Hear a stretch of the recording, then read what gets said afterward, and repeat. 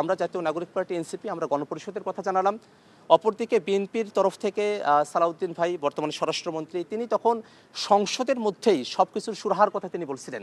তো বিএনপির তরফ থেকে বলা হচ্ছিল সংসদের ভিতরেই সব কিছুর সুরাহার কথা, আমরা নাগরিক পার্টির পক্ষ থেকে বলছিলাম গণপরিষদের মধ্যে সব কিছু সুরাহা হওয়ার কথা। এই দুইটা জিনিসের মাঝখানে একটা জিনিস এসে দাঁড়িয়ে গেল, যে বিষয়টাতে ঐক্যমত্য কমিশনের এই জুলাই সনদ বাস্তবায়ন আদেশ নিয়ে যে 5টির উপরে যে বৈঠক হয়েছিল 30টি রাজনৈতিক দলের মধ্যে, সেখানে একটা সমাধানে আসা গেল যে আমরা আসলে গণপরিষদের মধ্য দিয়েও নয়, আমরা সংসদের মধ্য দিয়েও নয়, আমরা সংবিধান সংস্কার পরিষদের মধ্য দিয়ে যে সংবিধান রিলেটেড যে ইস্যুগুলো আছে সেগুলোর আমরা একটা সুরাহা টানবো।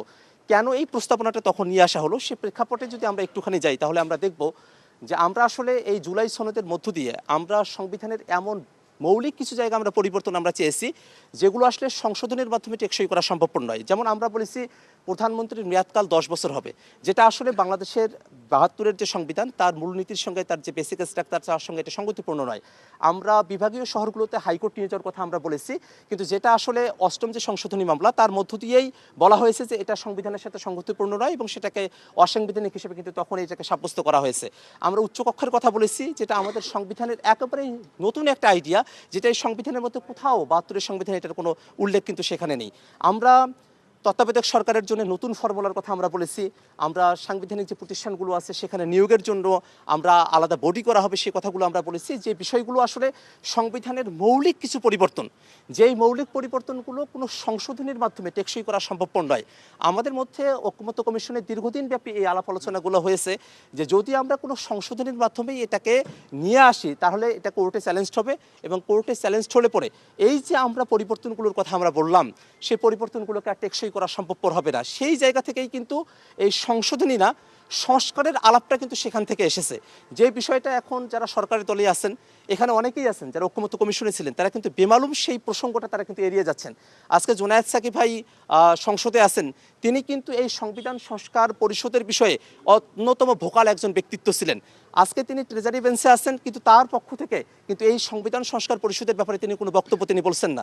নুরুল হক নূর সেখানে আছেন, তিনিও কিন্তু সংবিধান সংস্কার পরিষদের ব্যাপারে ভোকাল ছিলেন, কিন্তু তিনিও আজকে সরকারি দলের পক্ষে গিয়ে তিনি আর কোনো কথা বলছেন না। এভাবে ওখানে সালাউদ্দিন ভাই আছেন, তিনিও কিন্তু সংবিধান সংস্কার পরিষদের বিষয়টাতে অ্যাগ্রি করে তারপরেই কিন্তু আমরা সনদের যে সিগনেচার সে অনুষ্ঠানের দিকে আমরা গিয়েছিলাম। সেই সনদ অনুষ্ঠানের সিগনেচার অনুষ্ঠানে যাওয়ার আগেই সালাউদ্দিন ভাই তিনি কিন্তু সংবিধান সংস্কার পরিষদের ব্যাপারে তিনি কিন্তু সেই ঐক্যমত্য কমিশনের যে আলোচনা সেখানেই তিনি এগ্রিমেন্টে এসেছিলেন, এবং তিনি সেখানেই তিনি বলেছিলেন 5 অক্টোবরে যে গণভোট হবে সে গণভোটের রায়ে জনগণ সার্বভৌম, এবং সেই সার্বভৌম জনগণের যে অভিপ্রায় ব্যক্ত হবে গণভোটের মধ্য দিয়ে সেই অভিপ্রায় সেই রায় অবশ্যই প্রত্যেক সংসদ সদস্যকে অক্ষরে অক্ষরে সেটা পালন করতে হবে।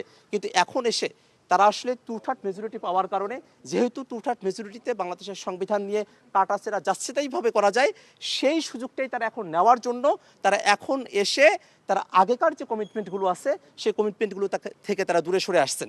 একটা বিষয় আপনারা খেয়াল করে দেখবেন, আমাদের আইনমন্ত্রী একদিকে নানা ধরনের দার্শনিক যারা আছেন তাদের বই নিয়ে আসতে বলেন, কিন্তু অপরদিকে আমাদের স্বরাষ্ট্রমন্ত্রী তিনি এই সংসদকে কয়েকবার তিনি সার্বভৌম বলেছেন। কিন্তু যারা পৃথিবীর রাজনীতির ইতিহাস যারা জানেন, রাষ্ট্র কাঠামো সম্পর্কে যারা জানেন, যারা জুরিসপ্রুডেন্স সম্পর্কে জানেন, তারা খুব ভালো করেই জানেন যে সংসদ কিন্তু সার্বভৌম নয়, সার্বভৌম হচ্ছে জনগণ।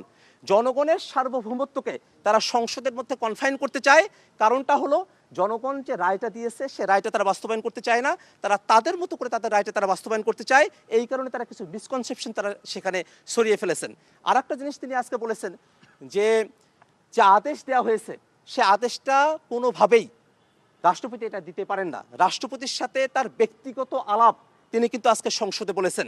রাষ্ট্রপতি রাষ্ট্রের কোনো গোপনীয় বিষয় সম্পর্কে কোথাও কোনো মতামত ব্যক্ত করতে পারেন না, কিন্তু সেই রাষ্ট্রপতি ব্যক্তিগত আলাপচারিতায় সালাউদ্দিন ভাই এখনকার স্বরাষ্ট্রমন্ত্রী তাকে নাকি বলেছেন যে সেই আদেশটা তিনি দিতে পারেন না, তাকে জোর করে সেটা দেওয়ানো হচ্ছে।